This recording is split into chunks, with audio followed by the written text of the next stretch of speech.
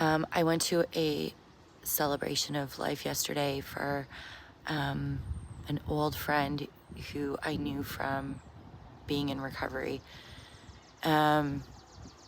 He passed suddenly, and the 2 or 3 hours that I was at his celebration of life in a church that he attended and was really active in, and was baptized in last year, was full of people that sounded like they don't know the first thing about substance use and recovery. So I was trying to, because I left that place basically riding off on my high horse about, these mere mortals and what they say about addiction and recovery. And I knew I needed to humble myself when I'm like feeling inflated like that. I'm like, right size yourself, girl, right? Usually it comes with like I trip over my own feet or like I bump into something. But I kind of just tried to do it on my own to like humble myself. And I know that like me walking into a church, a place I spend zero time in, I wouldn't know the first thing about the language and, what's appropriate or not appropriate or what makes sense or what doesn't make sense. For example, do we use God and Jesus interchangeably? Is Jesus God?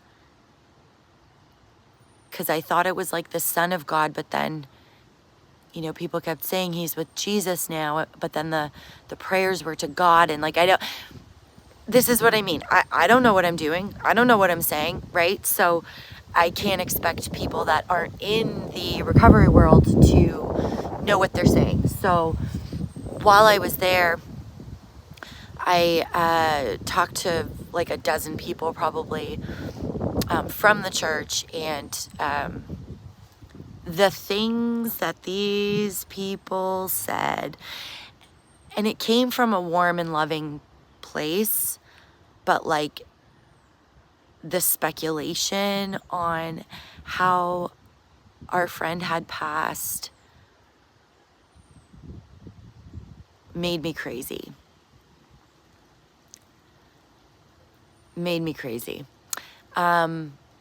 Also, I went up, there was like an open mic situation, and there was a number of people that had said stuff about his active substance use and the times that he was in recovery. And working in the town that I worked in for 6.5 years, where our friend had resided as a person in recovery, super connected to the recovery community, whether or not he was using, we had a really different perspective on our friend. And so I went up and said, like, he was Mr. Recovery. He was really connected. He had started a 12-step meeting. He was really active in other 12-step meetings. He was driving people to meetings. He was still really connected to his rehab. He was there all the time talking to the guys and blah, blah, blah. And he was just like, he just was so active. And I feel like nobody except maybe, 3 or 4 of us in that church got to see that side of him. And at the end of that, while I was mowing down on church sandwiches, they had croissants. Hallelujah. The pastor came up to me and said, I can't really understand what was so good about him being in Owen Sound. He was using an Owen Sound. And I was so like taken aback because I had gone up and and told everybody like what he was like in Owen Sound, and I said, yeah, like he was using sometimes, but it's not that you can't reduce someone's experience in recovery to, well, they were using. It's not that black and white. Using and not using isn't doing well and failure. It's so much bigger. Yes, he used an Owen Sound, and yes, at the same time, he was extremely connected to the recovery community and extremely helpful to people that were using and in early recovery. It's a network, it's a spider web. It's not, you're either here or you're there. This is a friggin' 6-minute video. I don't know how I'm gonna do this, but I guess that's what I wanted to say, and that's what I wanted to make known yesterday. And, you know, people thanked me for saying that after, and they took away whatever it was that they took away from what I said, but let the point of that be that once you are someone that is in recovery and you have connections in a recovery community, it no longer becomes like, it no longer is you're either succeeding or failing.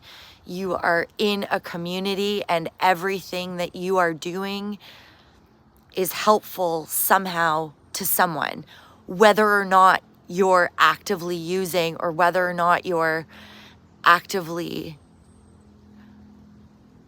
I just realized I messed that up grammatically. Whether you're actively using or whether you're actively not using, you are in a recovery community, and your whole existence and the way that you exist every day, day to day, the words that come out of your mouth, everything is helpful to someone somehow. So let's not reduce our people to succeeding or failing, or, well, that town wasn't good because he was using in it. It's just so much more complex and nuanced, and every second of someone's existence as a person within the recovery community is so beautiful and important. That's my message. Thank you for listening.